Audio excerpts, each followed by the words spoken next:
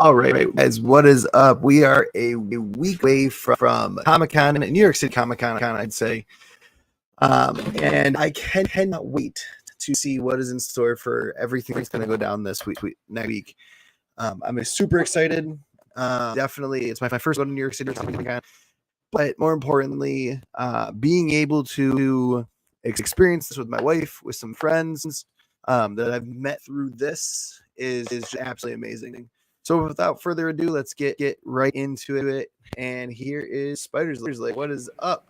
How Hey, going? what's up? Oh man, we're a week away. Oh, I feel like a kid at Christmas. This is my Christmas. Oh Right? man. Oh, for sure. I mean, all right, Chris, get ready because you may be sitting side by side with me getting some good interviews, okay? Because I'm already talking it out with a few people, and I got us some good interviews. Um, so first of all, before we get into that, I want to show you guys a couple things that I've been working on. So check this out, Chris. Of course, you guys know I made T-shirts for my comics and symbiotics. This is just T-shirts I'm showing. I already told you guys this, but I figured if you're new to the channel, this is what I'm talking about. That's my manga comic. Yep. What I did was, check this out. Now, I made hoodies. See that? That's sick. Yeah, I like the How hoodies, much you man. They selling came a out. hoodie for? These are gonna be $39.99, and these are made these are Hanes. They're like Hanes Eco Smart hoodies, and they're really like they're cotton, but they have a light feel to it, but they're very I guess like the Gore-Tex kind of material that has that Okay. kind of it's thin, but it will keep you nice and warm. So yeah, this is a good yes, I made a couple of these, and also this is for myself because what I'm gonna start doing with my company also is I decided as I'm building a website, I haven't really been building it up much because we got this Comic Con coming up and stuff, so I'm so Yep. busy doing all that. As you can see here, I put up my symbiotic behind me. That's how I'm going to keep that from now on. This is the headquarters of Symbioverse Comics. So I decided that I'm going to start making clothing like with name brands. I'm allowed to actually buy name brand stuff and put my brand on the name brand stuff. And I Nice. made this for myself, but I'm going to be making things like this. So check this out. Spider's Lair branded Spiders sweater with my brand right there. That's sick. Yeah, so I put my brand, let me see. I put my brand right there, and I put it on a spider pullover. Very sick. Yeah, so I'll probably be bringing this to Comic Con and stuff to show off a couple of designs that I have. But yeah, this is dope. That's to my channel, guys. My YouTube channel, Spider's Lair, because I'm also going to be making athletic wear inspired by the Spider's Lair. So I'm going to be doing stuff like that.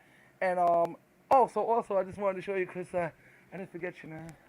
What I got here, I got your 4 copies. Beautiful. Symbiotic. And we already passed 110 sales, so I want to thank everybody for, wow, I'm blown away. So, but Chris, Yeah, 10% way there, right? I held you to low numbers. Love it. Shh, don't tell no one out there. So I got you, man. Don't worry about it. And I'm gonna also, before I did this, I just signed these, but I'm gonna sign these when I bring them to you. We're gonna sign those. I gotta give you the certificates and everything. But I also want That's to show you legit. guys this because check this out. Waylon Weathers, my artist that did the comic Symbiotic, I asked him to sign some stuff for me, and I saw him etching some stuff. So I was figuring, oh, he's messing around with some of his covers. Cool. Yep. No, I got them all. So first of What? all, I want to show you guys an idea I'm going to be doing. Okay, now you see this right here? Yep. This was going to be a special. I'm going to just open up and show you guys. This is a special. Okay, when I put these out, I'm going to call them black special editions. They do not exist, meaning that I'm only going to make one of these. This will never exist again, so check it out. Inside of here, what we did was, see that right there? See the face? Okay. Yep. See Waylon signed it on this side. Okay, he signed it right there, and I signed it right there in the middle, and I did a little Yep. spider eye. I did a little Spider-Man eye. But Nice. I this like book it. right here, we re-etched it, and we're gonna sell this one for $34.95. But this is gonna be like what I'm telling people is that this is gonna be an original. We're not making these. We're not gonna Yeah. duplicate this. I'm not putting this on any products or T-shirts. This is yours. That's it. This is an original piece. So this is the one So that it's I'm gonna basically be. like it's like a remarker sketch cover. Yeah, exactly. That's what I mean to say. It's a That's it. remark. It's remarked twice by Waylon and me. He remarked the face. I just kind of like I did my remark graffiti issue right there because I used to Nice. be a tagger back in the day, so my remarks would be that with a little spider. I used to tag like that, so I mean I never There you got go. caught, but you know what I did. So trust me, I paid my penance more than any of you will. So anyway, yes, I'm gonna be this will be available, guys. I'm telling you right now, if you guys are watching the show, I'm only gonna have this in one spot. This is gonna go out to our sister Joy and Hypnotronics, and it'll be there in Staten Island. And I'm gonna also put this out on the links as well on my website because this will only be there. It's only be the only one. So this one we're going out tomorrow. But I wanted to show you a couple more. Then we can get into more Comic Con stuff because I just got so much craziness going on. So we did like he actually did like wow, quite a few covers. So let's see. I can start with this one. Do you see like where he did the web and Love that. stuff? Yeah. Yeah. So I'm trying to get that light off of it. Let's see if I can just So you know those dot cards? yes. I was thinking about one of those. Was one for me, one for my wife, and they're like $20 a piece. So I was like, you know what? Let me just make a QR code because everyone's got a phone on them. Everyone can just scan the QR code quick. So I was like, let me make it as legit as Nice. possible. So made it like the comics lounge colors, red, blue, brown brick. Like Nice. want to make it so that people that can just show them and they can scan and then bing bang boom they get Yeah, I pulled mean, I have something like to. that. Did you do it on YouTube? Did you do it like converted? So I did on a little YouTube? link tree. Okay. So that link tree I sent, Yes. it's got subscribe on YouTube. Okay. Um, Send me that. I want to do the same thing. yeah, Definitely. and then follow us on TikTok, follow us on Insta. Membership started $1 a month, and then you click how to become a member. And merch starting at $4, and you can click to the store. So through Linktree and through the QR code creator that I made, you get everything they have, and you're able to see what's going on. Yeah, that's good. See, also, I'm going to be selling at the show. Obviously, I'm going to be bringing books and T-shirts and hoodies and stuff. I'm also going to be interviewing quite a few people. I'll get into that in a minute. But I'm telling people right now, I've been selling my books. I've been trading them for other people's books. I mean, I've been doing like a lot of crazy stuff. I've been having so much fun doing this. It's really insane. So we have what's going on next week is that we're gonna be. Are you gonna be there for 4 days, Chris? I thought you were gonna be there for 2. Are you gonna be there the whole 4? So Friday, Saturday, I'll be there. Thursday, we're doing Harry Potter. Yeah. And that's the day we get in and stuff. And Sunday, we're heading out early in the morning. All right. So I'm gonna go Thursday, and I'm gonna hit you up when I'm done. I'll be in the city anyway and see what's up. And then I'm gonna be coming back every day. But yeah, I'll be there every day. Yeah, we're staying literally right around the corner on 40 Oh, yeah, West you guys are good, 42nd. man. Yeah. Right in Hell's Kitchen. My buddy has this apartment over there. My girl said to tell your boy. Because my girl's real Hell's Kitchen. And when I say she's real Hell's Kitchen, where you said she lived? Where your friend lived? 42nd. Yeah, my girl is like on 45th and 8th and 9th. Okay. I'm talking about like back in the day. So she said tell your boy, yo, if he wants to meet a real Hell's Kitchen girl, she gonna tell you guys what's up. He's gonna give you the real Hell's Kitchen tour. So we may get a whole authentic. I mean, every time I go to Hell's Kitchen, because I'm there a lot, for believe it. it or not. But she looks at it and she laughs. She goes, "This ain't the Hell's Kitchen I grew up in." I said, "What do you mean?" She goes, She said, "This is like gentrified." I'm like, yeah, that's a good thing. Yeah. You know, like, but the old schoolers, they get mad, you know? Like, they moved up out, and I'm like, oh, listen, I'm gonna tell you, calm down. But yeah, it's a Hell's Kitchen, that's true, you know? But she's lovely, yeah, so she's from Hell's Kitchen. I love her a lot, and she will, like, that area is ours. Like, whenever we go there, we just pretty much chill. And, you know, I introduce you to a lot of people. You ain't gotta worry. Let me show you another cover one with Yapping here. Check this out. So this is another cover. Look at that. I like the vent face. Yeah, That's sick. That's dope. I'm not gonna lie, I'm gonna sell some of these, but like this one, this is mine. I was gonna say that would Whaley be seen in the personal collection. I'm just showing you guys because I'm gonna do a show on this tomorrow. So I'm gonna be doing like a detailed show on every remark that we did, You know, I only remarked one of them so far, so I gotta come up with some creative stuff that I want to do. Yeah. But I'm gonna be showing them on the show. But yeah, I'm gonna be honest, man. I'm gonna probably keep. Okay, so like this one right here, right? This is the good mark. It has the Carnage face right there on the bottom right there. That's sick. So that And one I will love go that to. it's like negative space carnage. Yes, exactly. Look at this one. Another one, but it's to the side. See, things Sweet. like this I will give up to the public. And what I may ask, so what do you think I should do? I was thinking about taking the 5 that I was going to sell, right? Because I didn't show you these bags. Actually, there's a sticker I just put there. I put my own sticker there, but these bags actually seal. So I was thinking, like, should I just seal them all, mix them up, and then just send them out, and then whoever buys that? That's what we do. That's what I was thinking about doing. Yeah, you know Yeah. what? I think I'm going to do that. So Man, what get I'm a going to do mystery. is, yeah, I'm going to take the 5 that I'm going to want to sell, which was pretty much 4 right there. I'm going to Just seal them up. don't I'm make gonna sure give you out get one rid of bag. Venom face. Yes. No. So let me show you this one. I love this one too. Waylon hates it. I said, Waylon, you gotta understand. Venom tried to take over the most powerful symbiotic creature in the universe, Einstein. He got messed up for it. I love this one. So I think that's so cool. The whole Venom. I love it. Absolutely love it. Oh wait, that He goes into he my that heat he pile. that artwork and he Yeah. hates it. He didn't like that one, and I laughed because you know that's a good thing though. You always Yeah. want artists to hate their work. This way they become better. So I told him I know. I appreciate it. Oh, this one. Oh my God. Wait a minute. I'm getting up to my favorites right now. Well, you know what? Let me show you this one, and then we'll go to the last 2, and then we're gonna move on from there. But look, another Okay. remark face right there on the side. Sweet. Now these, I'm not lying, guys. I am keeping these. This is the 9th one. Look at that. Look at that Venom on the bottom. You see him right there? Ooh. Yeah. I was gonna say I wouldn't let Yeah. that one go if I were you. No, I'm not. I told Waylon it's bad because having a comic book company and being a comic book collector is like getting higher your own supply. You gotta put that in a clip. Wait, I'm gonna do it again. You gotta clip this. So 1, 2, 3, go. Okay, this is what I always say. Having a comic book company is like having a drug. Oh, I said it wrong. Jesus. Listen, having a comic book company is like having your own drug company. You're always gonna get your own supply. I'm a fiend for my own stuff, so I'm always buying my own supply. So I'm sorry, I'm just rambling. And look at this last one, and you tell me, would you give that away? Look at that. No. I like that. And trust me, guys. They had like We all- Nightmare Before Christmas vibes to it. Yes. Oh, yo. Thanks for that idea. Nightmare Before Christmas.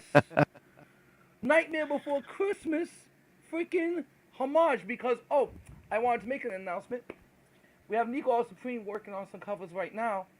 She's Okay. remarking some covers now. And we're going to, Nico's going to be doing for us, actually, this was on Nico's request. Nico wanted to do a Day of the Dead homage cover. Oh, God, That would be see how sick. that comes out. Yeah.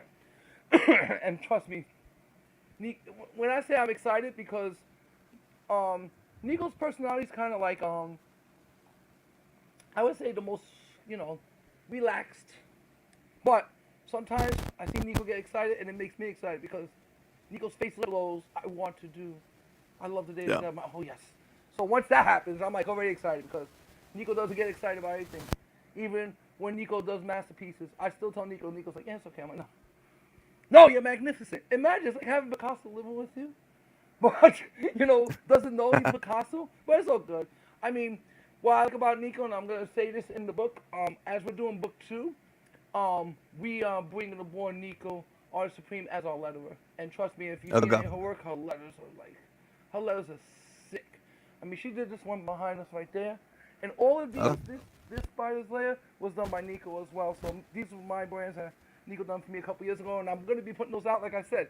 If you look at that painting in the back of me and you look at the symbol, that's the same symbol. All I do is just edited it some, I mean, I'll be honest. I hate computers. I do everything on my phone. Yeah, I'm sorry, Chris. I'm just so excited about this. This comic kind of feel like it's damn Christmas. For those who don't know, a letterer is the person who takes the story the writer creates, Yes. and then put into the panel. Yeah, thanks for explaining that, Chris. I just let Like it like I was assuming. Yeah. that's an art form in and of itself. Like there's so many times where I'm like, hey, what did this guy actually do when I first got into comics? It's like, oh, that's just letterer. And I Well, was there's a like, legend. so Yeah. There's a legend about Nico Artist Supreme, so I will tell the legend. The legend goes that Nico Artist Supreme has such excellent and perfect penmanship that in grammar school, I mean like second, third grade, won a national handwriting contest um, against 50,000 kids wow, across the country. Like amazing. sometime, I don't remember what, I don't know the year. This is legend. I've heard this. I believe it. Because apparently, yeah, this is Nico's this good. And the thing about Nico was that when we were talking about my symbiotic project, I had a couple artists aboard with me, and I still do up to a certain extent. But what was happening was that me and Waylon were working so good together. It was like really, we're still working good together. Like he's able to translate. I write well enough, I guess, that you can translate what I'm saying, but the way that he translates, he almost gets like in my head, and I like that because when Nico saw that, Nico told me, "Look, I'm not sure if I can do that yet. Yeah. I can do whatever you give me, but to be able to create that out of nothing, like your words, I'm not going to be able to do that right now." So That's Nico's the thing about gave us the job. Waylon that is so next level. Yes, Waylon is like, let me tell you something right now. If you're not subscribed to Waylon Weathers, aka Wayway's Comics, you better go over there because I'm going to tell you, this kid's going to blow up so badly. I have all his rookie stuff. He's my lead artist. We did our first comic together. He's my Steve Ditko, okay? That's my Ditko. I'm Stan, he's Steve. Look, he did these. I'm going to be putting this up on my website for sale. Get a couple, look at that. The Werewolf That's beautiful. by Night cover. And he did this one, which I find to be hilarious. Look what it says. He says, isn't this a Green Goblin key? He says, F Green Goblin, we are Venom. So yeah, I'm telling you guys, and this is his certificates. I like that. So I'm going to have these for sale. They're going to be up on the website for like $75 signed, as you see. And this is from Waylon. You're getting the book, and of course you're getting the original piece of art. I have this two pieces. And I'm going to start putting up on my website more art for other people. But like I said, guys, trust me when I tell you, I was very happy and honored because he actually had another job offered to do another comic. But he chose to do this story. No, I guess because I explained it to him, I read it to him, you know, and we built up a good trust, you know. And I pretty much like told him, okay, this is what I need to do, and what can you do for me? So as we were talking, that's when I realized, oh yeah, he gets it. He gets it.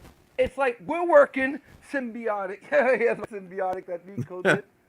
Got it everywhere. Yeah, so it's like, so it was going to be, Waylon was going to do the first book. I think what happened was, originally, when we were going to do the art, Nico liked, which one?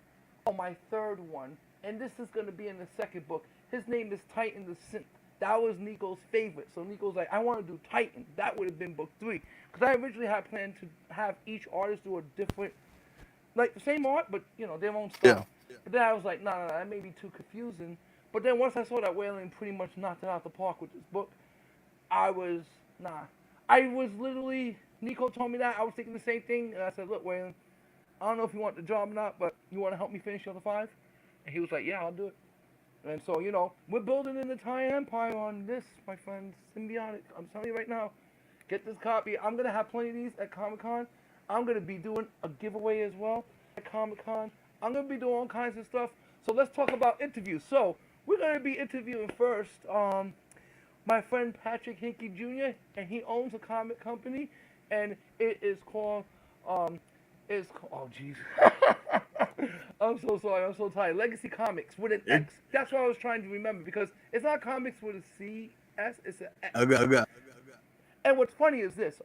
So Patrick Hinckley Jr., I mean, he is a... it was a nice little product placement. Yeah, Get out of the mug. I changed my mind as I was sipping it, and I'm like, look at this. Yeah, what an advertise. That plug. Yeah, this is brought to you by Sippy vs. Comics, everyone.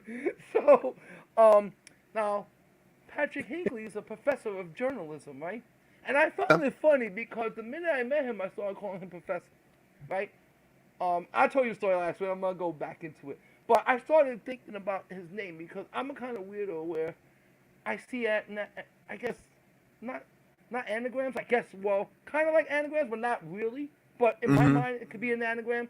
So I saw his X at the end of his company, and I was like, Professor Xavier, Professor X.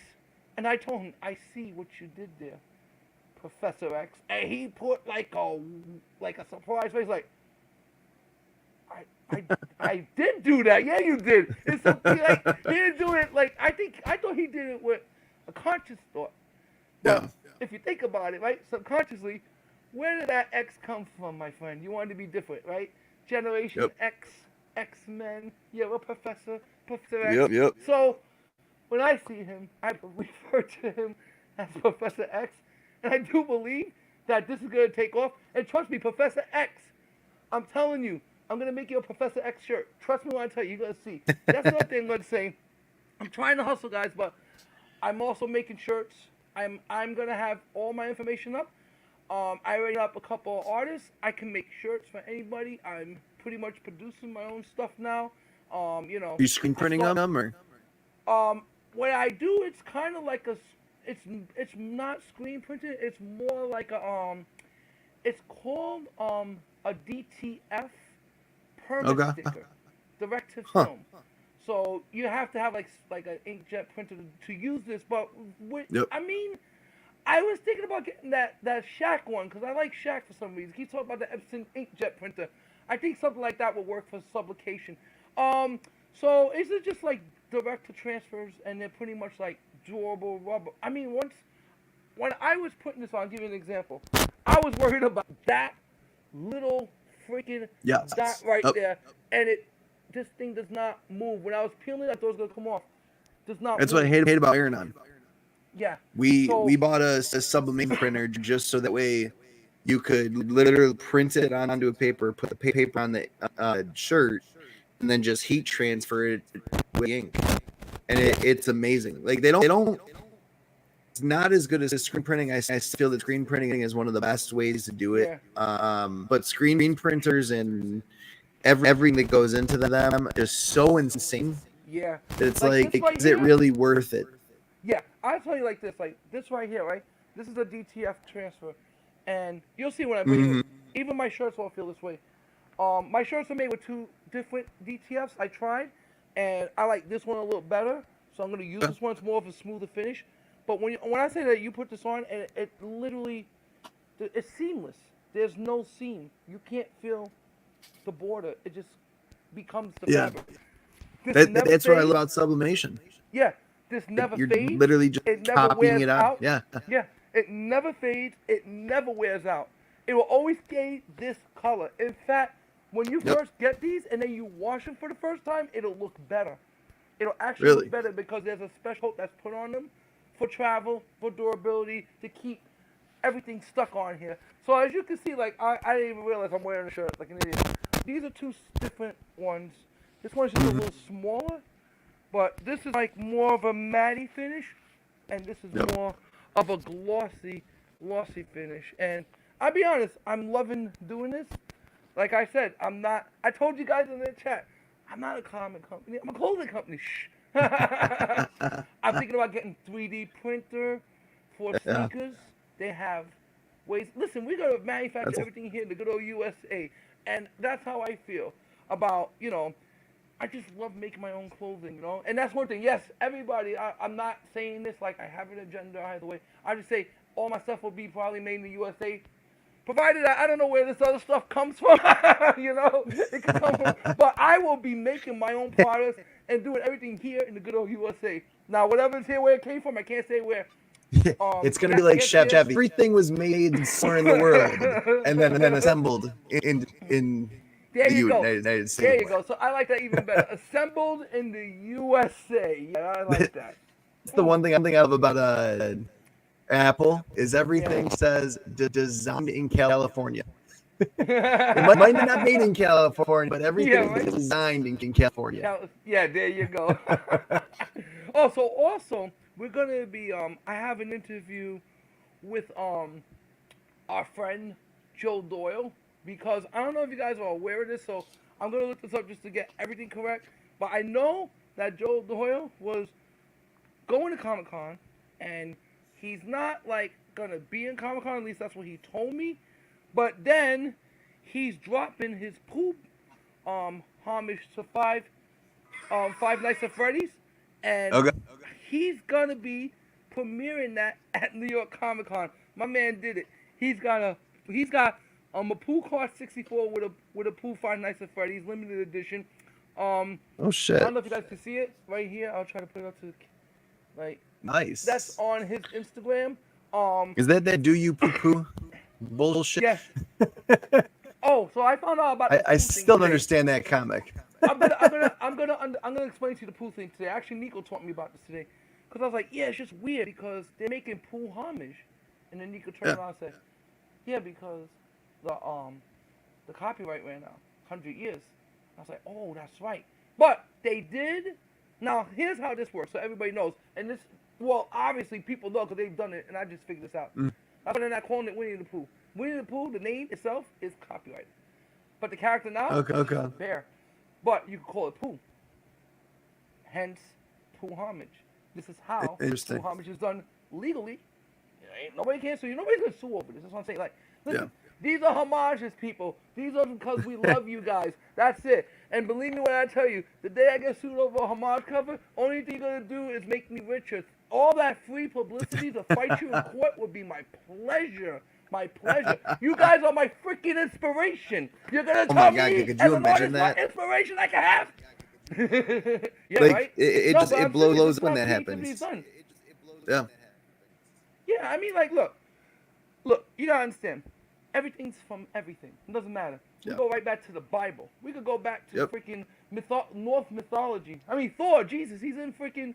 No one owns Thor, but he's a Marvel character. How you figure? So if I want to make Thor, who's to say that they can tell me anything? That's a Norse mythology. Just like the Bible. If you want to take people from the Bible and put them in your comic, who owns the Bible? There you go. So I just gave you guys an entire universe you could build on real material if you wanted to, and no one could do anything about it. I'm writing the story based on the Bible, and when I write this story, it's going to destroy. Like, Symbiotic is great, don't get me wrong, and I'm going to be done with that.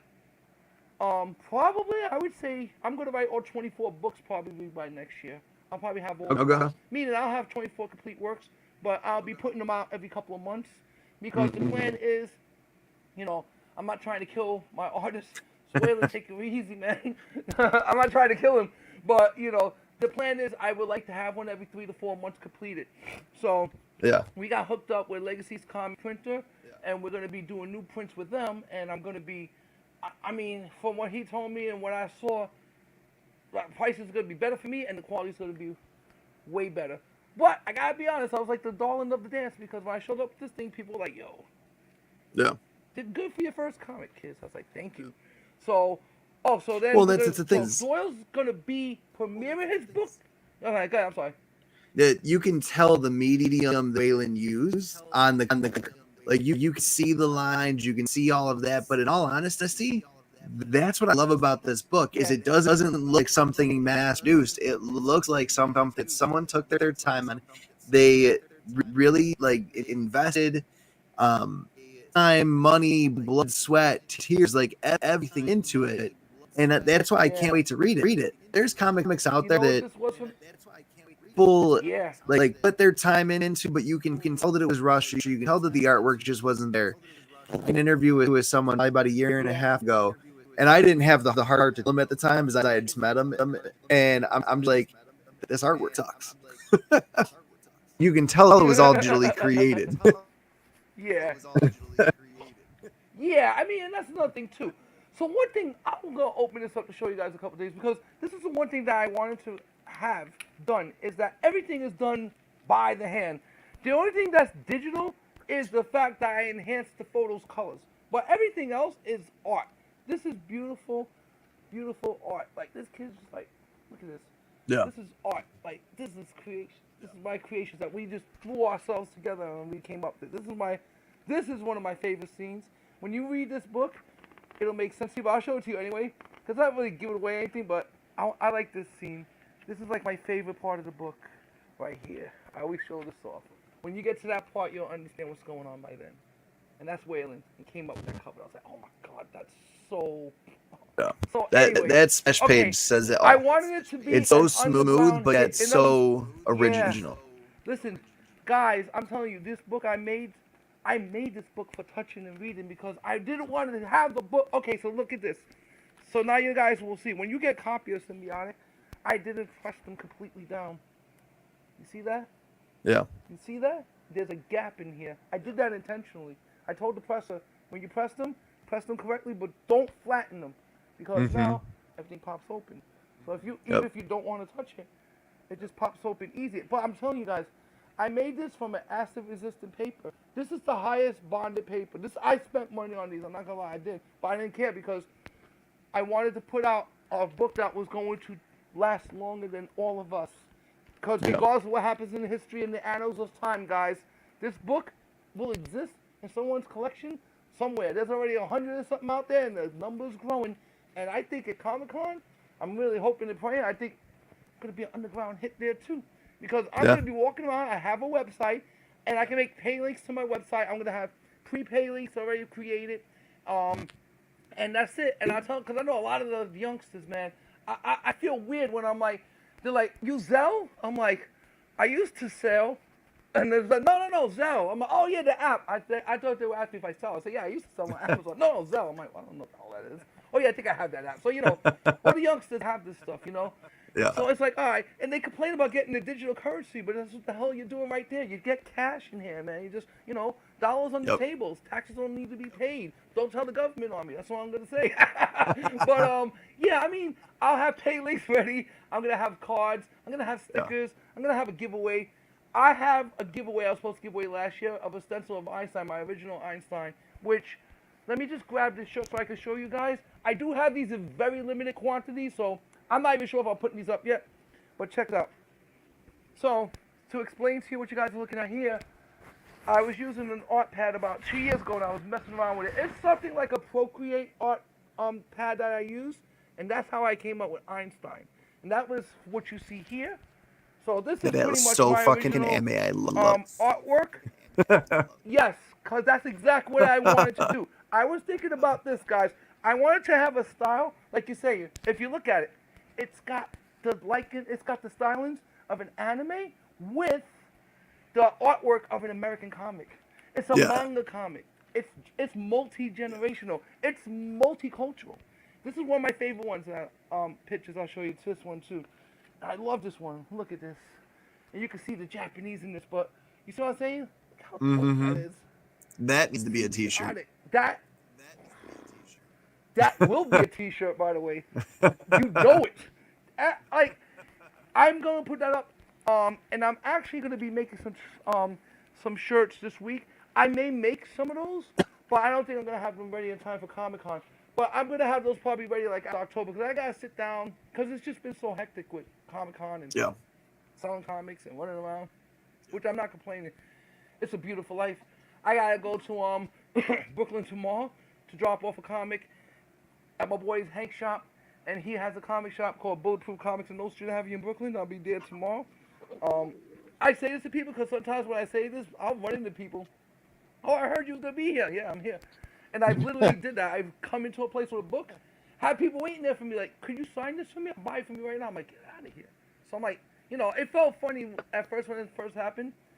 I felt flattered. I still do. Like, I really feel like I love this. Like, I don't care about being worshipped or admired. I'm not doing this for any of that. I'm just doing this just because for anyone who ever thought about doing art, if whatever happens in your life, maybe, I don't know, you get a job that you're working and, really you're doing something, but, deep down inside you're like, well, one day I'm going to get to it. Listen, make that one day yesterday, okay? Don't wait. Do it. That's it. Don't ask me, oh, it's hard. Oh, no, listen, guys, listen, I never did this before. I never did this. I didn't look nothing up. I didn't do research. I didn't want to crowdfund. I didn't want to go fund me. I was like, no, I have the means to do this. Let me try with everything I know and see what I could do. And when I have experts telling me that book is badass, which I'm going to talk about the next person we're going to interview. Because when I showed this to this person, he literally bought one right there on the spot. And he did a nice interview for me, and we're going to be doing an interview with him.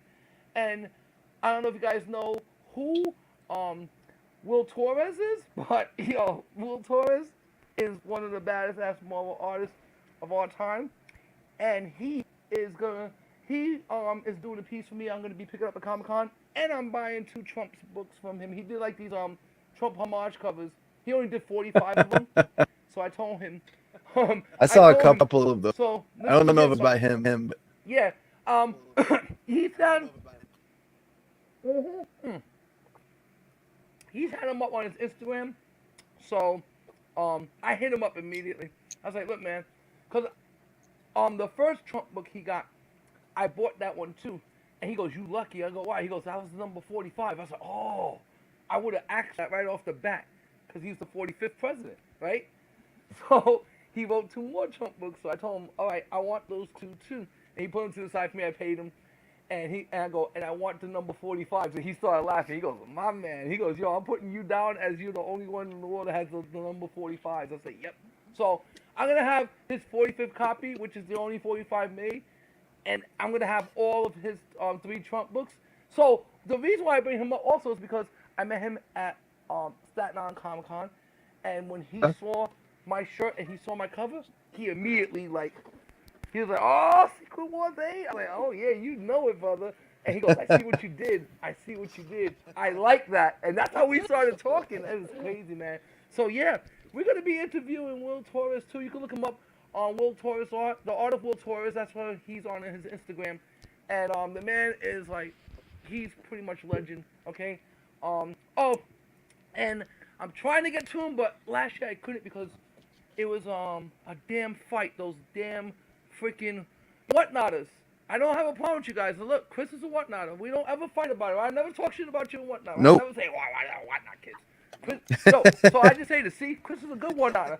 So whatnot guys, listen to me guys. Last year, this happened. So I'm just gonna give you some tips. When you go to New York Comic Con, if you're gonna skip the line, prepare to get your ass kicked or fight because this is New York City. You think you're gonna go in front of anybody in New York? Not a fucking chance. This happened last year, my friends. It was bad. It was bad. I mean, because Peach Momoka was signing books last year, so you guys have a recap on this. Peach Momoka was doing a free signing, bringing up a couple of books. She was going to sign it for free. What a nice girl, because I'm charging $10 for my signature. Screw you people. No, I'm kidding. She was doing free signings. And here come the whatnot kids. Whatnot. They got their badges on. Whatnot. They go to the front of the line. Okay, getting short boxes signed. She's getting tired. They're leaving. They're coming back. Now they're mad at these kids getting all these books signed. She's getting mad. She's talking to her people. Now that you can see everything's starting to get really bad. I'm standing there trying to film this shit. My friend's like, no, don't film it. I said, I'm just going to watch this to see what goes down so I can report on this directly. Which that video did good, by the way, because my information was solid. Everybody's like, yeah, I verified what you were saying. Yeah, I was standing there. Believe me. I was literally about... I was right there. I know my information's solid. Go down. Yeah, I was trying to be on the... I'm going to do it this year. I see some stuff going down. I don't care what anybody tells me. I'm filming everything. But I was just standing there watching it. And, so there's 2 whatnot kids trying to get back in front of the line. And they started yelling at Vinny and Joey, and then Joey came around with Mark, and then Mark came with Vito, and then Vito came with Sal, and then Sal came with Joe, and then they all just started beating the hell out of these 2 whatnotters. Books were flying everywhere. Here comes the police, the undercovers, everybody. It's like a crowd of 50 people just rolling. They're rolling, and I don't know what's going on in the middle. People are getting their ass beat in the middle while they're rolling them out the door. But it's just like a professional crowd just rolling out, and I was like, damn. I hope this happens again next year so I can film this. I was just a little upset, because my boys gave me I pretty much had the roam of the land, but I wanted to stay a little incognito too. But this year it's a whole different story, people. This year we going rough and hard. Speaking of which, have you heard anything back about your press pass? Negative, and I'm gonna tell you, I believe I did get one last year, but I just never bothered to pick it up.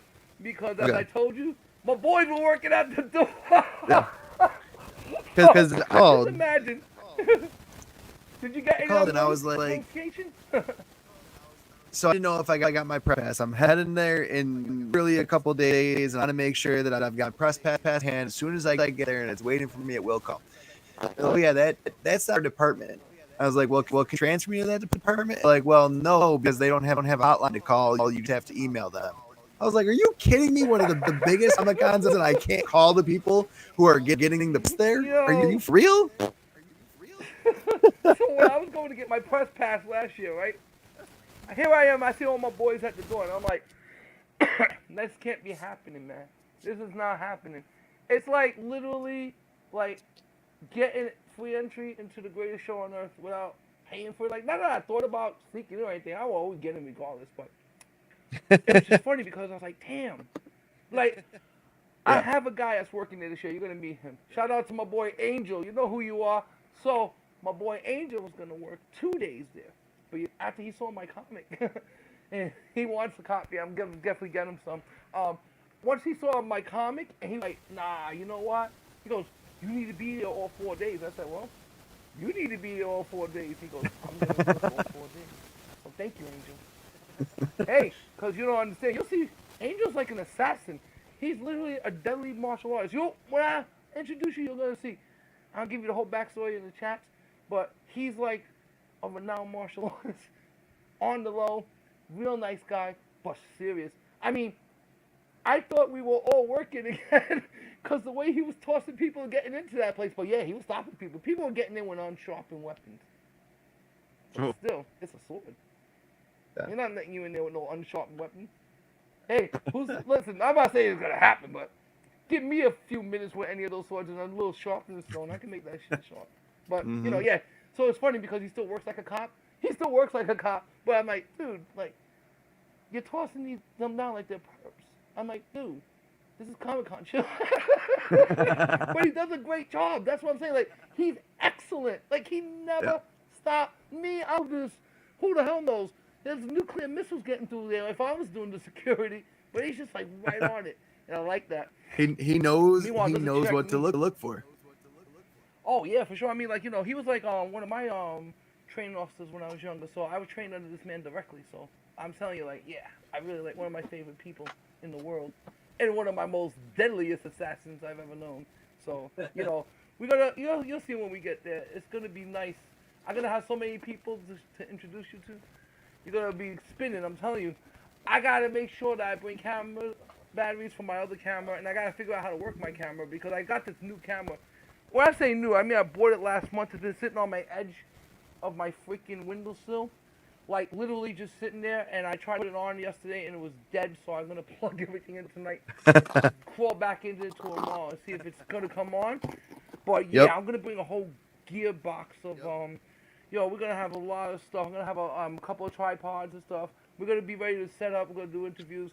I'm going to try to get you in as many interviews as I can, but I've been telling people that have a partner, they're like, yeah, that's fine. So they already know. Yeah, you go get some good interviews, Joe. Trust me. And then, you know, we got to do our own interviews. So, hey, because we're going to have to do, hey, you know what? I don't know, man. I mean, Friday night you're getting there. I don't want to do too much. I would like to do a show with you, but we got to do a show together. We got to figure this out. Yeah. I know you got a lot going on, so I understand. You know, plus when you had time to come out, I have you come out to the island and chill with me. But next time you gotta come, you gotta make some time for me. Make time for me, damn it. But, no, we're gonna have a blast. Trust me, I tell you. Trust me, I tell you. You're gonna. This is gonna be. I've been to a lot of Comic Cons, people. I've been to Comic Cons before they were actually called Comic Cons. So I can tell you this much. For me personally, this is gonna be the biggest one of my freaking life. I already know it, you know, and I'm excited to share this experience with all you guys, especially with you, Chris, you know, because I don't know if you realize this or not, Chris, but it's been like a little over a year since I've been on the show.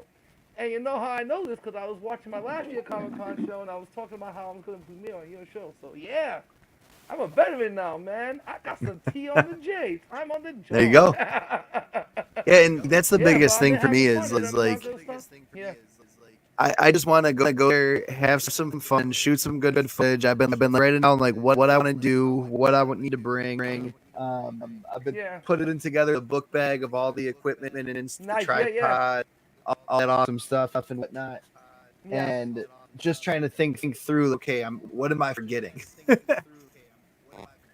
So Yeah, it's everything I always can something. Don't possibly worry. go through, If you, that's you know. yeah. Well, just in case you forget anything or you need anything, just let me know and I'll bring it. So don't worry, Okay. I got your back, man. Comic And then Con I'm going through production. my phone because a lot of the Yup, I interviews gotta and if be I your do them on my assistant, phone, man. the way like I have Yeah. everything I can put straight from the phone into YouTube, TikTok, whatever.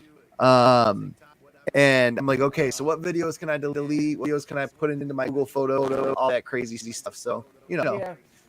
See, what I did right now is what I did was I bought a camera, a 4K camera, and it feels cheesy, but it's really good. It has this weird like kind of like bracket that's really okay. good. I can't describe. When you see it, you go like, oh, this is nice. Um, yeah. So I have a memory card, but I gotta find my It's got the SD card, the standard size that Yep. takes the memory. I have like a in my phone. I have like I don't even know. I think I have like a The little gig in there, micro. and I never use it. Yeah, the little micro in there. So I'm just Yeah. gonna pop that out and put it in that camera. And yeah, I'm gonna film everything and then translate it over to the computer. But the reason why I'm using these cameras is because they actually last very long on battery life. Yeah. And I'm gonna have like 2 battery packs of that as well, Yep. backed up. And matter of fact, I'm going to Five Below tomorrow, and I don't know if there's a Five Below by you, but get these. Definitely. Get the battery backups, like the ones that you charge and you can bring Yep. with you. So if you need to charge anything and you can't find an outlet, then you'll have your own power. And I'll have plenty of those charged.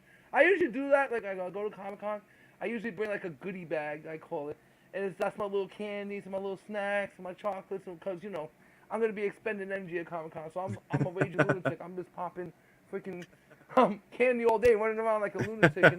But it's fun. I mean, like, besides the fight, which that was actually fun. I mean, Comic Con was pretty lit last year. I mean, it was getting to be. I really liked Comic Con 2021. That was my favorite Comic Con of all time. It was remind me of Comic Cons from before they were called Comic Con. So it was like, cause there was crowds, but it wasn't anything. It was like everybody could move. I was like, oh my god, watch.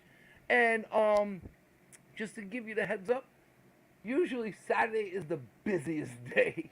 So I'm gonna give That's you what the I've heads heard. up, like what to expect. Yeah, Saturday I call a hell day. But, we get early, we do some stuff. But yeah, Saturdays is usually the busiest day. And I don't know what the tickets go for now, but I heard like 4 days it's like 500 or something. Like what? Yeah, it's 4 like days, 500. What the $75 a hell happened day. to this place? Like, Yeah. That's why my ah, wife, I I was like can't. Like, $300. We really got to save up because for the us to go for just 2 days. And she goes, why do we have to go for 2 days? And now that she's seeing it, she's like, okay, we definitely need it there for 2 days.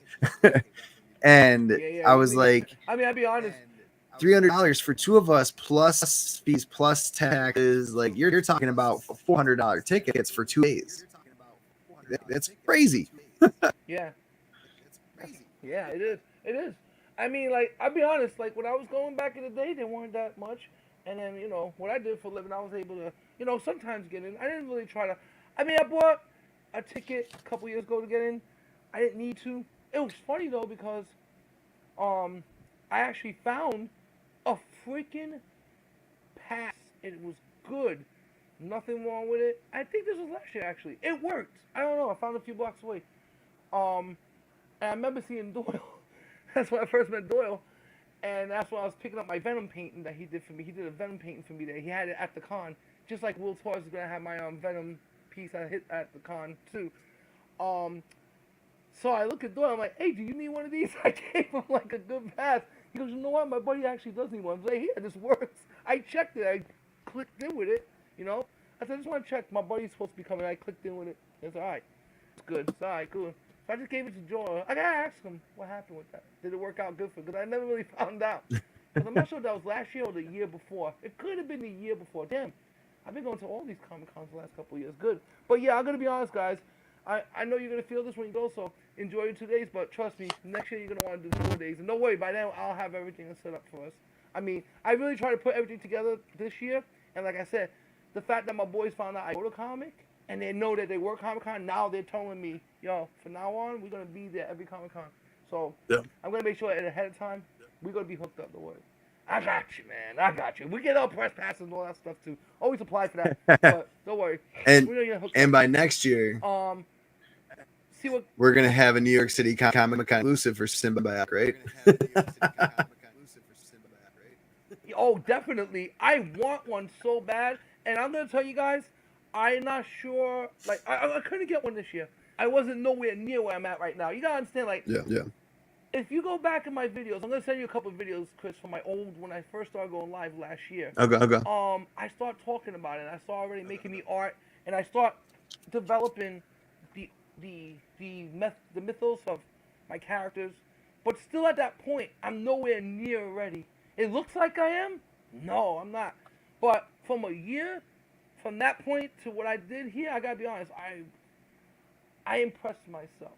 And I don't say that lightly. Like, I did a lot of stuff in life, not bragging. I've done a lot of things that, people I may get it. not be able to do or always wanted to do or couldn't do. I was just one of those people that just did it, period. I didn't think about it. I just said, this is what I want. This is how I am. This is what I'm going to do. This is how I'm going to get it.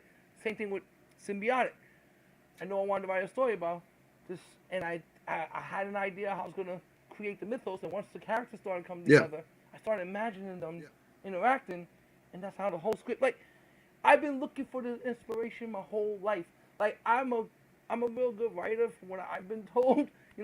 College level writer, no big deal. But I've just never it's like having a writer's block, but for your whole freaking life until now. Mm-hmm. That's the best way to describe it. I totally get what you're saying. I'm an artist, like, in many ways. I'm not just an artist by hand. I'm also a writer. I'm also a musician. I play the guitar, drums, bass, everything self-taught, by the way. I have never had a lesson in any kind of That's art, awesome. in any kind of music, anything. It's in my genetics, I think, in my family's background. We have musicians and artists. So it is in the background, but I'm going to be honest, I wasn't brought up with it in my background. I just kind of gravitated towards it as a child. I liked the piano. I used to mess with that. I liked the drums. The drums was my thing. I was always hype up. I have a drum set right here. Maybe one day before you come in, I'll just go off on it real quick. But yeah, I mean, I get into funks. Like, I haven't picked up my guitar in about a year because I've been doing Symbiotic.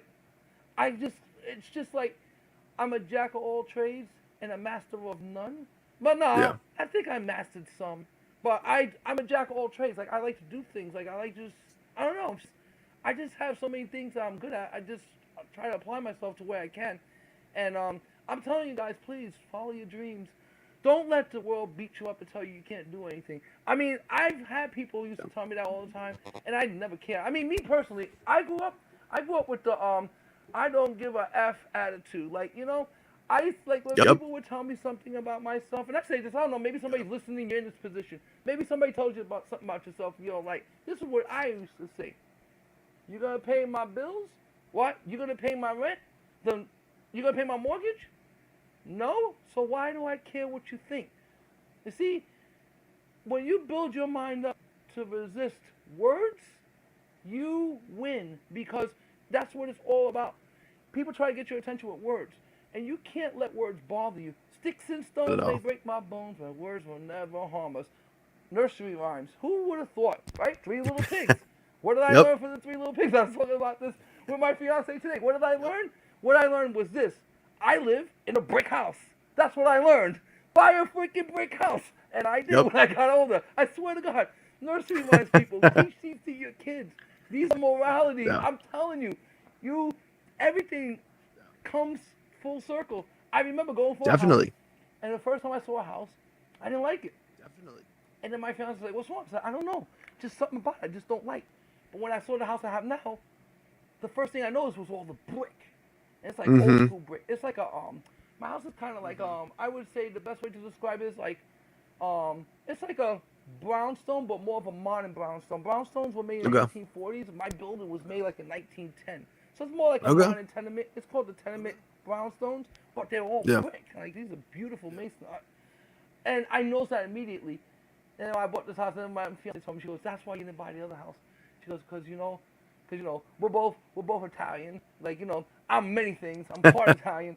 But I think that, there's just something to that Italian masonry that is just so elegant and beautiful. I mean, like, I've never been to Italy. We're going definitely by next year. Well, there's a world war going on. So I feel every time I want to go, I'm going to have to just become the one-man hero and save the entire world again. I just want to go on vacation. That's a good story right there. See, that's a good future comic. So, and I patent pending. No. So, yeah. Can't steal I that really, one.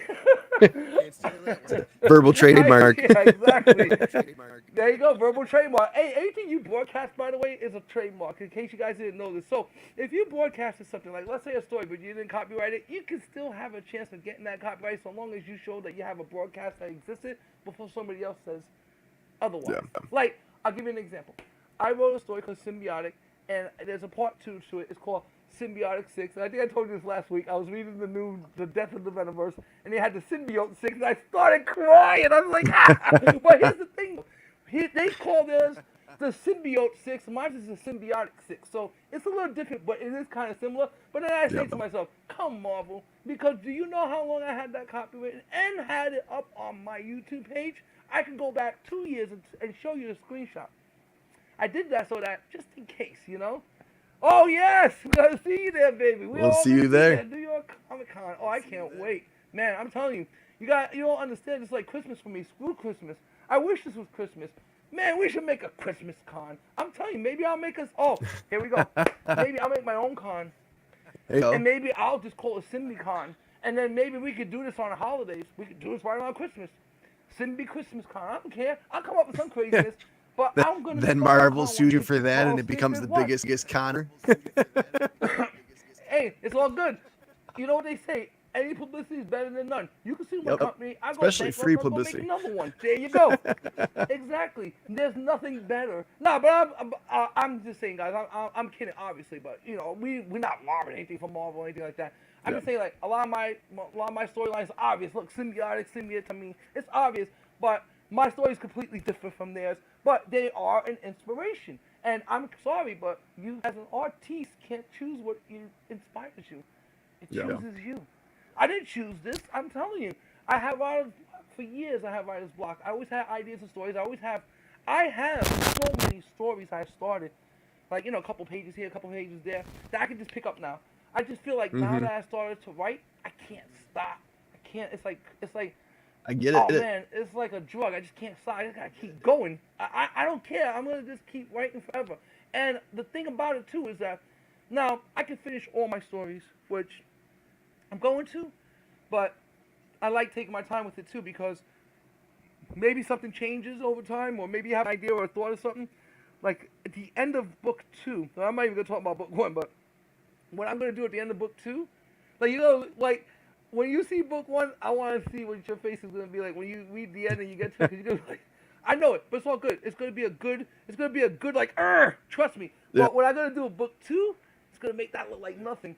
And I'm just like already like thinking of concepts of what to do with these guys in the future, and because I know they all so all my characters all are kind of like psychics. Not psychics, more like they're not mutants. I'm calling them in my story the potentials, meaning that they have this ability. It's gonna be different abilities, but they have abilities that with the Paramore they can absolutely tap into the most primal of that ability and actually become stronger because of that. Yeah. And in my story, that's why the Paramore are attracted to them, because these are people of power. But they don't really know it, but Einstein kind of does. He figures it out. And that's what the story is pretty much about. And I'm telling you, like, I'm so excited about writing this. And I told this to my girlfriend. She's telling me, I want to write, I want to do this, I want to do that. I'm going to go on the computer, look up this writing thing, do this, do that. I said, look, this is what you do. I said, here's a piece of paper and pen. Sit there. Write. That's it. Don't think about it. Don't worry about the form, the structure. No. I said, just know the 3 things that you need to know about any story. And this is basic English to everyone out there. The subject, what your subject's about. The predicate, what your story is going to be about. And your conclusion. That's it. If you have these 3 things down as your basis, you're going to be able to write whatever you want. Yep.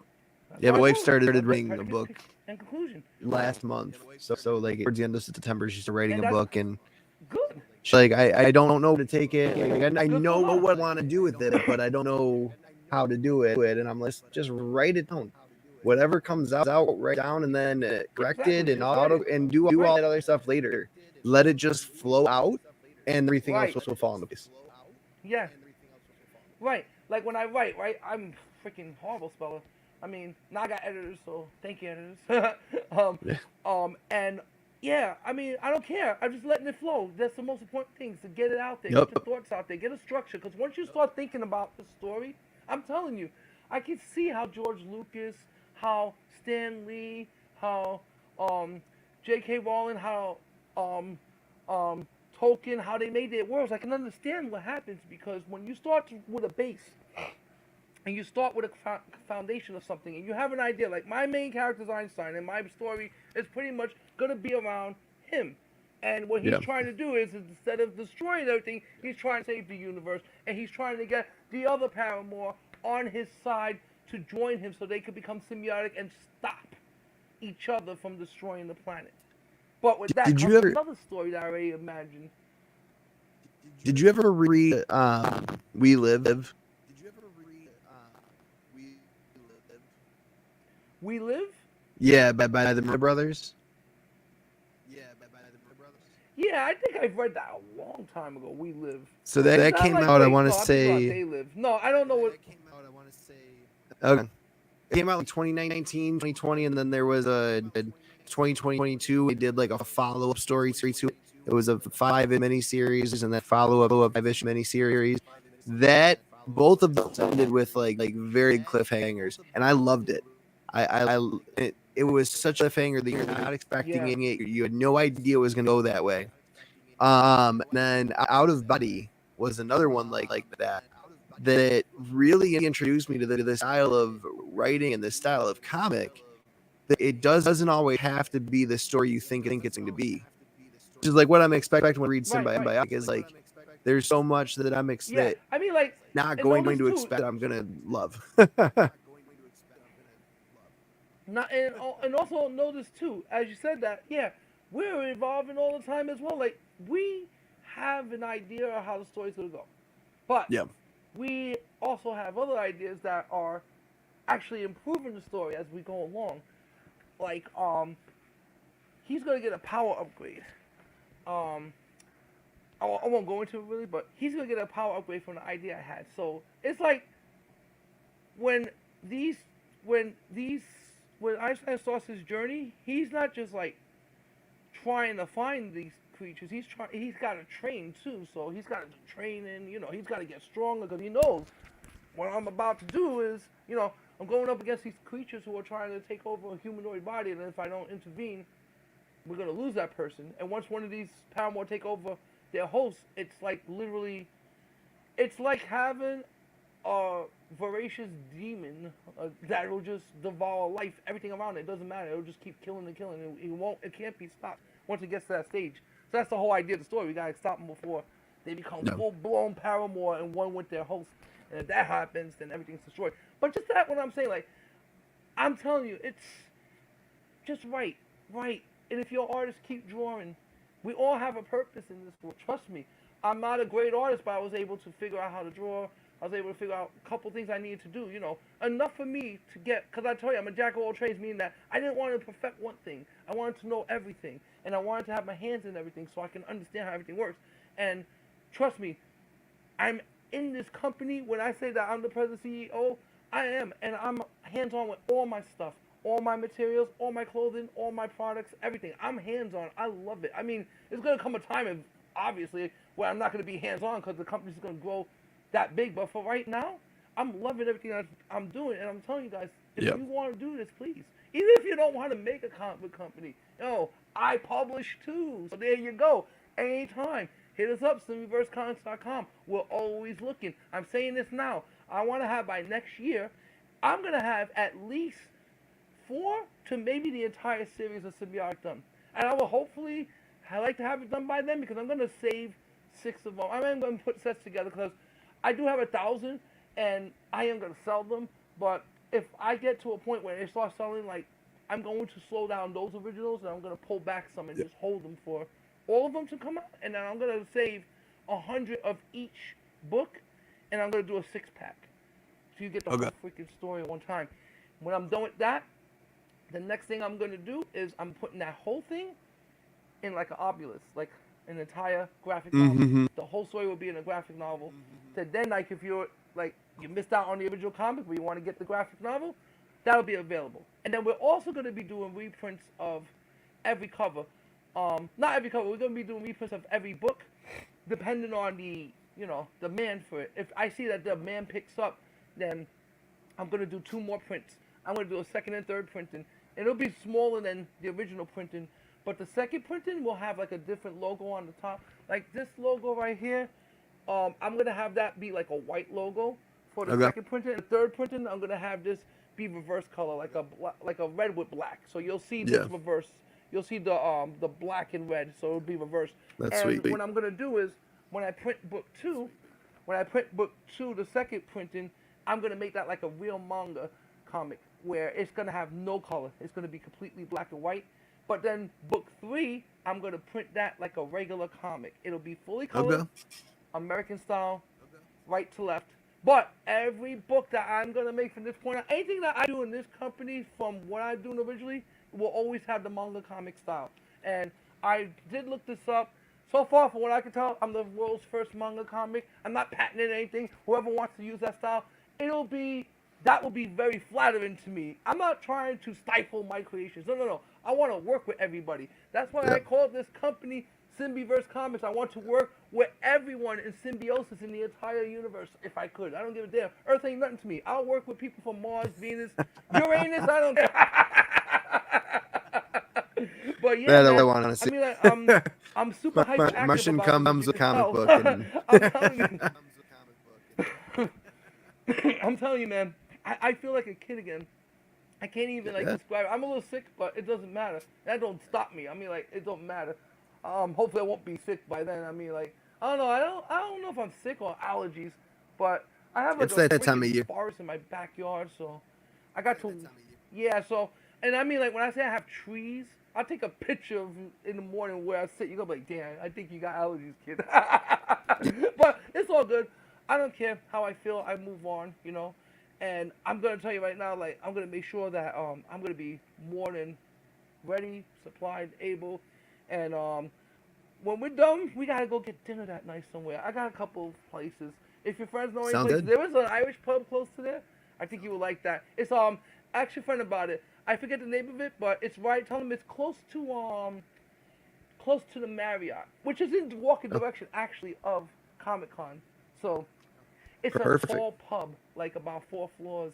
I'll take a picture of it. Oh, it's beautiful. Oh man, I eat there sometimes. I mean, I did a party there a couple years ago with my boys, and yeah, it was great. We were up on the rooftop chilling. I mean, I don't know if they have the rooftop part open this time yet. It depends on how nice it's gonna be, but it's still nice in New York, so it's not like. I mean, they said it's gonna be like mid 60s to the 70s by that time anyway, so the weather's gonna be good. But I got something else to tell you. Okay, so I want you guys to look at this cover, right? Okay, just look at the cover. I have that as a costume. I'm coming as him. That's sick. That I will be like. I'm gonna have this as a costume. I got the shirt. I got the wig. I got a mask that I've kind of invented. I just made like this weird mask with some like simple yeah, you'll see.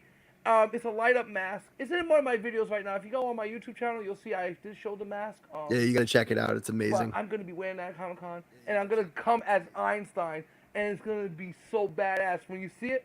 And what's gonna be good about it is that no one's gonna know what this is. People gonna want to know what it is, and no one's gonna have this. And I can't wait to see. Cause the last time I did a cosplay, a couple years ago I was at Comic-Con, so I'll tell you this funny story. I was at Comic-Con, right? And I had Nico does makeup too. I said, hey Nico, can you do me I want to look like Sting. Nico smiled definitely. Did me up exact what I'm talking about, the face paint thing, like face painted me. I went all the way to from Staten Island to Manhattan like that. Completely painted. I was fine though. Drove up there. I was Sting, and I'm telling you, it was such a good costume. I had everything. I had the plastic bat. I was pointing it at people. People kept saying, hey, Sting, get me a Sting. And I'm like this with the bat. And it gets to a point where there's news going on, and they're doing like a report on Fox 5. And the lady grabs me. She goes, "Would you like to be in this?" And I just looked at her seriously, and I pointed the bat at her, like. She goes, "I take that as a yes." We got in there, right? And I'm on the freaking news. And you see me there sitting there pointing the bat at people. Like I'm just sitting there all serious. I was so happy because they said this will be on at 10 o'clock. I go watch it. I see myself on the news. My girlfriend laughed. She's like, "Oh my God, I can't believe you did that." I said, "Yeah, that was fun." But that's nothing compared to what's going to happen this year. Trust me when I tell you. I think both our channels are going to blow up, first of all. Like, oh, congratulations on your channel, by the way. I've been going through a lot of your shows. Thank you. Oh, you got good stuff there, man. I lost the algo. They hate me now. I don't know what happened. Oh, you know what happens to this damn thing. You know, it you fluctuates so and much. that's what I'm saying. You're on the room. Yes, Yep. yes, but it fluctuates differently for different reasons. I mean, Yep. you could just be. It's like a teenager. You could piss it off. You could say something like on Instagram. I don't know what the hell happened. I commented on something, and they said your comment was removed based on misinformation. I'm like, what? What? What? I don't even know what comment this is. And now I can't leave any comments. Screw you, Instagram. I'll leave your asses. Let me tell you something about Instagram. They tried me years ago when I first got on. I don't know what the hell was going on. I was putting up ads that I had like a YouTube. I have eBay, I guess. I don't know. And they contacted me about that. You a business? I know. I just feel like posting my shit. I can post what I want, right? And they don't. They told me, "Oh, we're not gonna let you back on. You gotta send us proof of who you are." Blah blah blah blah. So I sent them a freaking a skeeving email that said, "Take your Instagram and shove it up your ass. I'm good. Fuck off, right? Don't care about it." All of a sudden, I'm sitting there a few months later, and I get a notification. "Oh, you have," I'm like, 1,847 likes. Like, what the hell? Like, put it back on. I told them I don't want it. So I was like, all right, fuck it. You put it back on. When I told you, I don't care. So, but you know, I did go back on and make a few more hundred people, but they slowed me down after that. Cause I know it happened to you too during the pandemic, but oh my God. I was taking off like it was like a freaking rocket ship. Like, you know, I saw you got over 500,000 views. That's good, man.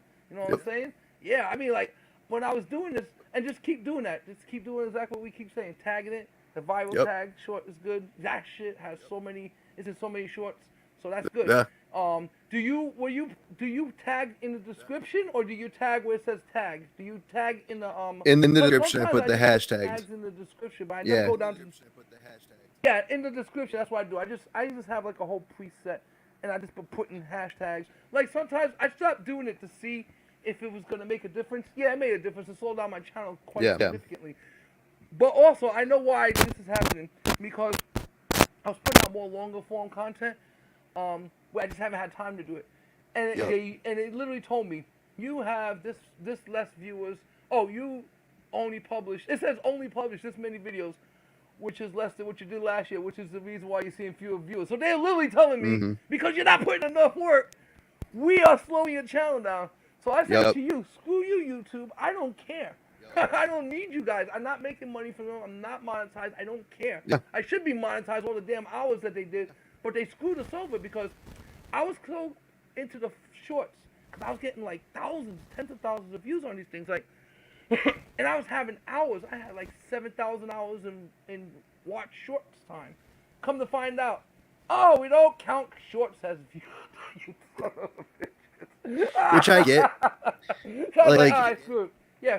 Years ago, Jake Paul ruined everything. That's when they went the 1,000 subscribers with 4,000 watch hours. I think it was Paul.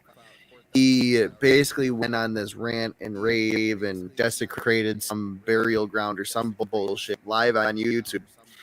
And a bunch of people were like, "Oh, I'm just gonna do the same thing." And wait, didn't he know? Didn't he go to like a freaking Japanese forest? It was a suicide. Something like that. There was some body there, and they left the guy hanging there. He was already dead, and he filmed it. Yeah, that's what it was. Yeah, Jake Paul, that dumb. Great wrestler though, I gotta be honest, he could wrestle. But yeah, man, that's what happened. Yeah, so you think because of that they just really. So after that, literally like the next month, because I think it happened like December, so January of that next year, they're like, "Hey, we're gonna be doing all this new stuff, and then it's look like this." Then when they came out with shorts, they realized people were hitting that 4,000 way too quickly because people were watching pumping content, and obviously short get a lot more views very quickly, and people were like, "Oh, well, I'll just hit the 4,000." So they're like, "No, shorts don't count." So again, they were like, hey, these channels that are putting out bullshit content and cannot sit here and pump out bullshit content and still get monetized because it's no fair to people who are actually putting out legit content. Yeah, no, I get that. I'm not upset with them. It's just that honestly, Yeah. like I tell you, whenever I'm doing these things, I just try it. I'm not reading all the rules and everything, so I just assumed that was it based on the fact. But I wasn't doing it to like shortcut anything. I was just doing it because honestly, I was getting good at making shorts. Like I was making my own original shorts. I'm still doing it to this day. I mean, I'm messing with some I have some AI engine I've been messing with. I don't make art, by the way. All my art's original. We don't fuck around with none of that. But what I do take is like if I take like a picture that exists Yep. of a piece of art, I can make art out of that. But I would never like make art out of that and actually sell something like that. Nah, that would never happen. I mean, I like to play with this stuff. I mean, the future's gonna be that in 5 years. And trust me, guys, I'm telling you this. I've done my research and I know what I'm talking about. In 5 years, you'll be able to make your own animations. Forget your own comic. You will be able to make your own animations. Trust me, I know, because I'm doing the research now, and I'm going to start making my own animations within the next year, too, a symbiotic when it's done. I don't know exactly how I'm going to make this thing, and I'm going to be right behind it. When I say that I'm the president CEO of this company, I'm in this. I edit, I do everything. I produce, I direct, I don't care. I act if I have to. I don't care. I'll act crazy. I'll act happy. I'll get mad. Just watch my stuff. No, but you know, yeah, I understand what you say with that. Cause, yeah, because I was doing a lot of war phone content for a while. I was doing unboxings and stuff. And I'll be honest, what happened was, and this is never a bad thing, by the way. I was just getting in too many comics too quickly. I couldn't keep up with. Like, in other words, I like to buy them in bulk, put them away for a while, and get to them, and then unbox them on my YouTube channel. I love doing that. But the thing was like, I was getting busy. Months passed, 2 months passed, 3 months passed, 4 months passed. I looked back and I'm like, oh my god, how many comics I got here? I got like 1,000 stacks, and they have 3 comics in them each. I'm like, I got like 3,000 comics. I haven't even cracked open yet. 3,000. Now, of course, because I have the store and everything, I have the business. This is going to be part of my business. I'm a reseller too. I'm going to be reselling my stuff. I'm going to be doing something that's called. Some of you think this is a good idea. I'm going to do this. I'm going to call this the black bag. For my website. Actually, it's up right now. So what I'm going to be doing is, I'm going to be having like packs of comics of 3 sealed in here. So it's going to be a comic pack of 3 comics, and there'll be one hidden in the middle. But the one that's hidden in the middle will be like, I'm selling those for $10.99, but the one that will be in the middle, like, you're gonna get a comic no matter what. You're gonna get 3 comics, but one comic will be worth way more, at least $15 versus what you paid for. So every comic will be worth more than what you paid for. Plus, you're gonna get 2 more comics in that. So you know, but what I may do is just take like some good comic books and then throw some really gems in there. And I said, in my first 50, I was gonna throw a special Symbiotic Book 1 remarked cover in there as well, as a prize for whoever does the 50. So I'm going to be selling books, reselling them. I'm going to be putting packages together. I mean, this is not just, like I said, I'm not just writing a comic book company. No, I've been selling for years. I never tried Whatnot. Maybe I'll get on Whatnot because Waylon's on Whatnot. So once Waylon was on, I was like, okay, well, and then you're on Whatnot. So all right, I know at least 2 Whatnot. No, I do know King Joe. I do it to get rid of the books King that just don't fit anymore. You know? Yes, yeah. Like, I've tried selling a couple different ways. I've tried like the Mr. Polls. I've tried different things. I'm like, you know, in all honesty, these are the books I want to get rid of. Just, if you want it, you want it. If you don't, you don't. Take it. Yeah. And then it is what it is. That's the thing about me. Yeah, you see, that's the thing about me because I'm more of a collector than a seller. But I have like such an immense collection that I can really start, you know, splitting it up. Whether it's gonna sell or not is a whole nother thing. Cause yeah, like you said, it depends on the supply and demand of what's going on in the world. And I mean, it looks like it's getting a little rough for folks out there. You know, I mean, I survived. I mean, you know how I survived. But I've been out of work. We still out of work. Where's this damn Hollywood? You know? But I tell you, I'm hearing, so I'll give you a quick update about that. I'm hearing 15th to the 20th. They did go in, but they're not saying what was agreed on. But they didn't reach a tentative agreement, but they've reached an extension agreement, which I believe. Now, no one's telling me this, but this is why I believe Actors, they're right? talking about what they're gonna do. Remember, I was telling you about, yeah, well, Okay. yeah, the actors. So I think what's gonna happen is that they wanted to make like a not not a full contractual deal, but enough to get them through the next 3 months. I told you it's Christmas time. People need Mm-hmm. money. I don't give a shit how rich these guys are. Listen, it's like me and you being middle class, but we having no money coming in now. It don't matter. Yeah. Your lifestyle is their lifestyle is different from ours. But at the end of the day, no matter how rich you are, you're gonna need money for the holidays. So that's it.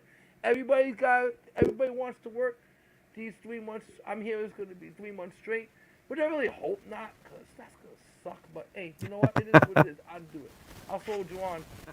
I'll be selling my books to my producers. And see, this is the thing, because like I tell you, I've met many people, producers, directors.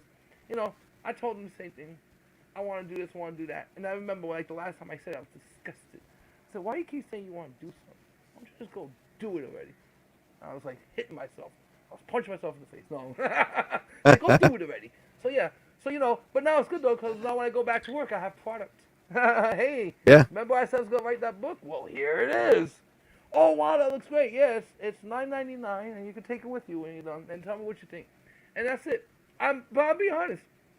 I think I look at myself like as an underground rapper. Like, this is an underground hit for sure. I've talked to my community, and the community that really knows me, and I come from a really tight-knit art community. They all say the same thing. This is an underground hit. That's what I wanted to make. And like you said, and I appreciate you, because thank you for supporting, you know, my dream and all the dreams of everyone out there, as we do as well, obviously. I mean, I told you things I bought over the years. I have laying around me from artists. Every piece behind me is an original work. Every piece is a painting. So, like, I really like to collect, and I really love art, you know, like, especially comic book art. So, I appreciate you, because, like, if it wasn't for people like you, we wouldn't have anything. Believe me, we need each other in this manner. And Yeah. all I want to do is just entertain people. Like, if this becomes something big, and we become as big as Marvel one day, cool. I'll continue to write even better stuff. But the one thing I'll never do, people, I swear, I'm telling you this, I will say this to my dying day. My company will never go woke. You go woke, you go broke. I will never go woke. Don't be a I'm gonna sellout. give the people what they want. Yo, exactly. Listen, I'm gonna give the people what they want. This is for you guys. This is my entertainment, but this is for you guys. It's like I'm writing for me. Not really. I'm writing for you. You guys don't know it yet. It's all for you guys. Believe me. One day we're all gonna talk about this. We're all gonna smile and be like, damn, you know, I remember these humble days. I'm enjoying these humble days, Chris. I'm about to be famous all over again. I don't know if I can handle it again. It's happening too many times in my life. But it's all good though, because oh, and wait till all that gets out too, because you know I didn't really want to use that to do anything with the book, but you know in time this will all come out. And don't worry, Chris, we will talk about this whenever you want. I promise you that when you're ready and you want to sit down with me, I'll do a special interview. The truth, the whole truth, and nothing but the truth. I will talk exclusively to you. I have not did an interview, never. You can look me up online. No, done an interview with no one, because I'm not in this for that. What happened to me, when I'm not crying about it, I'm a fighter, you know. But you know that will be a story one day too. Trust me, that's Definitely. I'm just having fun with this right now. But yeah, I mean like I have no ill will or hard feelings or anything. I mean like I loved my job. I got to do it at the time I wanted to do it. I got to retire with a nice pension. I got to do everything I need to do, and I'm still young and vibrant and strong and could just move. Like, you know, I see people my age. I mean, I'll be honest, I've already seen people my age dead. I mean, it's sad, you know, but you gotta just move on. So I just look at it like this. My life is only one life, and I gotta do everything I can now, because tomorrow's not promised to any of us. I know it sounds like I'm preaching, but shit, the one thing we don't have, people, is time. You can make all the money you want, but time is something you can never have enough of. We never have enough time. You gotta take every second. And I know I talk all this crap. Believe me, if I show you what my basement looks like, you're like, you need to take some time to clean this. And I've been cleaning my house for like a week and a half. Not cleaning it, more like putting the collection away. Putting 3,000 comics away so I can get to them when I need to, instead of stepping all over them and doing my filming in LA and I'm freaking falling over comics. So it's like I've got, I I mean, preach it, but yeah, I got to 3,000, but clean my all room this I too. got to catch up on read. Yeah, get yeah, it. exactly. But it's all good though. See, yeah, exactly. But this comes down to where you're a true collector. You understand. But Yeah. yeah, man. I was just like, one day soon, I'm gonna break out. I want to do a show with you. Um, I'm gonna break out what I call my Pandora's box. But I gotta be honest. I have about 12 Pandora's boxes. Now these things are mystery boxes, meaning that I could be pulling out a comp that's worth $5 or a comp that's worth $5,000. I mean, I really have it mixed up like that. I have to actually get back into all my boxes and like I I wish I had a found box like a that. giant size X-Men one. No, I'm telling you, I have a giant size X-Men #1 in this collection somewhere. It's in there. I saw it years ago. I was like, all right. And then I remember seeing it for sale, and I'm like, what the hell? That giant size X-Men is worth that much? I was like, oh my gosh. So it's just like sitting in my Pandora's box. In one of them. But I'm gonna start doing that shows too. I tell you, I got so much content to do on the Spies Lay. Like I would never run out of things to do. It's too much. I have too many things to show. Like I have this one collection that I'm gonna show you guys one day. It's I've had these Venom covers, Venom #1 Lethal Protectors. I had 10 barcodes back in the day, right? I bought 10 barcode editions of this Venom Lethal Protector #1. I just taped it. And then one day, I got my book signed by Sandra Lavosa. That was my original set that I wanted to have done.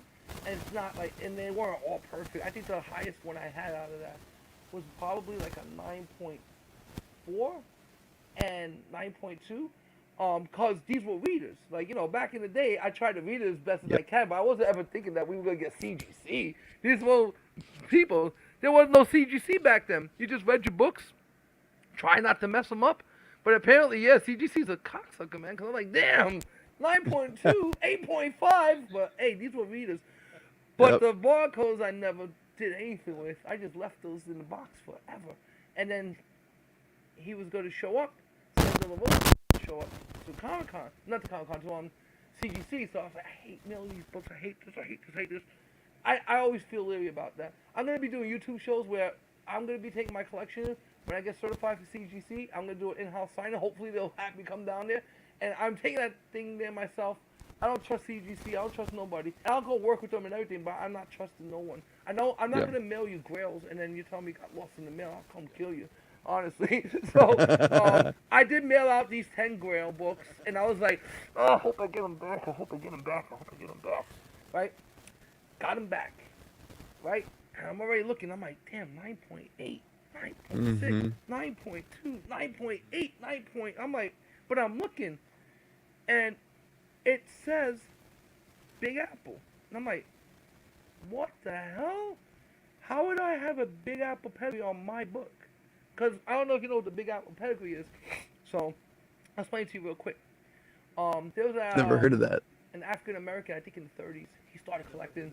Yeah, it's called the Big Apple edition. I'm going to teach something right now. I'm going to show it to you too. Okay, African American 1930s had like perhaps the most prolific collection of all the major Golden Age, Silver Age, and Bronze Age, and he collected up until his death in 1967. So that's crazy. He collected from 32 to 67, but the collection was so insane. It was so massive and it was so iconic. He had Golden Age books there that were etched. They were etching books back then. They were marking them. They were remarking books in different They were remarking Golden Age books in certain letters of comics, like like All Star Comics. They were notorious for doing this. All Star Comics, they would do this all the time. But I never knew. Or they would put S's everywhere. You're like, what the hell is this?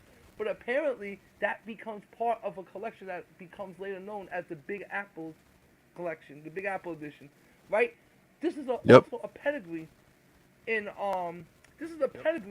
in New York. Now, I have submitted stuff with CGC for years, so they know me. So I called them up. I was like, "What does this mean? Why would you guys give me Big Apple?" They're like, "Because we decided that those books were so rare and so flawless, and we know where you got them from because of the barcode." I'm like, "Yeah, but the barcode's the same everywhere." They said, "Nope. There's a regional number on every single one of them." I said, "Where?" It's in the corner. I didn't know this. And they told me, based on that and how you kept them throughout these years, we decided to bestow that title on you. No charge, don't worry about it. But here's the thing, though. From what I know, from what I asked them, I said, so how many times this was done to this Venom book? They said, never. This is the only 10 that's in existence. So I got 10 Venom #1 Lethal Protector signed by Sam De La Rosa with the Big Apple pedigree, and I have the only 10 in existence. If you look this up on CGC, I think I'll be in the consensus for sure. The only 10 Big Apple. Now, what can that be worth since I'm the only 10? You know me. Because, yeah, that's just one of my pieces. And I wasn't pondering selling it. I was just talking to people about how I would sell it. And my boy Nate looked out for me. Shout out to my boy Nate Comics. He's like, no, that's not, you don't sell them individually. That's an entire lot. He said, you sent it in as a lot. That means it's collected as a lot. That means it's sold as a lot. He says that stays together always. It's its own collection. Yeah. So yeah. So I have like interesting 2 of them up in the layer. I have 2 of them up there. Yeah, I'm gonna show you. I'm gonna send you some pictures later, and I'm gonna show you. I'll probably bring one with me just to show you what it looks like. But yeah, it's a Big Apple pedigree, and I want to have my own label as well. Like I want to have that. Yeah. I don't know if it'll be This layer pedigree. Whatever I can put it under. Yeah, I want that, and I'm gonna get that. Yeah. I'm definitely doing it. I'm telling you, because I plan to put like these. I'm telling you right now. You know I'm keeping this. I want to do the CGC. It's signed by all of us. We got our certificates of authenticity right there. So if anybody tries to tell you anything, yo, we sign everything. We mark everything. We number everything. So that's how I am. I go to CGC. Did you sign that? Yes, I did. That's my certificate. You know, this is me certifying my stuff. It ain't like somebody off the street. No, this is me certifying my stuff. And I'm just gonna say, like, I really want to get the CGC label, and that's it. I want to start pumping this, guys. I'm not playing. We got to be the next Marvel. That's it. Screw Marvel. We put Marvel out of business. No Marvel. I don't want to put you all out of business. The Venom parts of it, the Spider-Man parts could stay. Some of them. Most of them. But everything else, well, I mean, I have mixed emotions about Marvel. It's just because, you know, I understand things change, but it's like, okay, we gotta start watching Loki again. I gotta watch that. I ain't gonna lie, Loki is what I'm looking forward to watching, because it's just a complete seeming mess of expanding a multiverse, of writing yourself out of a corner that you wrote yourself into 3 years ago. Yep. And I appreciate that. I learned from them. Make sure when you're writing your story, don't write yourself in a corner, because then you have to make a multiverse to get out of it. But what's funny about my book is, you'll see at the beginning, I do mention multiverses. So, just in case we have to go there. So that's the crazy part. Of my story. Like the crazy part of Marvel that a lot of the people don't realize is, with the MCU, they wrote it to be in phases on purpose, because they needed to write themselves into a corner, so to speak, to then be able to write themselves out of it. And everyone's like, well, Endgame was perfect, and Infinity was perfect, and there, like, nothing has ever stacked up to them. Everything can't be in Infinity, where you have to rise up to Infinity War and Endgame, and then you're gonna fall back down a little bit after. It's how a story goes. Like Freytag's triangle, people. Well, you know what it is too, though. Look, you know what it is too, though. It's what it is too is that I always say this, and it's true. Sometimes you can have too many chefs in the kitchen. Meaning that everybody has great ideas, but we all have to agree on something. And this is what happens in a lot of writer rooms, especially when you're writing stuff like this, and I've seen it myself. The board is a freaking mess. I mean, like, it's just like, it's chaotic. You got 2 fighters, and you all have to agree on what are you going to do for this part, that part, that part, that part. I mean, like, I'm a writer, so I couldn't imagine having to, I mean, I don't mind taking advice from people, and they give me advice about the book. And, you know, it's totally different. I'm cool with that, but like, to actually sit there writing my story out, and I gotta write it with 7 other people, that would drive me nuts. I can't picture how I can even work like that. I guess as a creative, the way that I see myself, I don't mind like working with other people. I'm cool with that, but I'm totally fine working on my own as well. I mean, I really don't need guidance for sure, but work, what to do, I'm on automatic pilot all the time. I can always. Yeah, everyone needs a teacher, everyone needs a coach, but Absolutely, yeah. But at the end of the You day, don't. if you don't have the motivation, you ain't gonna do nothing, and you gotta find that motivation. This is what it comes down to, people. It comes Yeah. down to how motivated you are and how bad you want to get what you want. You know. Like And I don't say I say legally only. Don't go the illegal route, people, please. You it. can do it legally. It's harder illegally, but it's Yeah. worth it because you can sleep good at night knowing that everything you have is yours. And if anybody tries to take it, I can deal with them. Hey, I'm I ready. on that note, I've got to head out tonight. But thank you for coming, Yes, my and friend. I'll be Oh, seeing this you was next fun. week for sure. Oh, we're gonna have fun. We're gonna be doing some. We're definitely doing a hybrid show. We're gonna figure out a lot of stuff. Don't worry about it, man. We're gonna probably We'll do a make it work Friday no night matter show. what. Yeah, we're gonna make it work. But everybody, we're gonna see you guys at Comic Con, and if you look for us, we're gonna be doing giveaways, and we're gonna be doing Definitely. interviews. Peace and love, everyone. We're out. See ya. Have a See good ya. one. Have a nice night, everybody. Take care. You too. All right, man.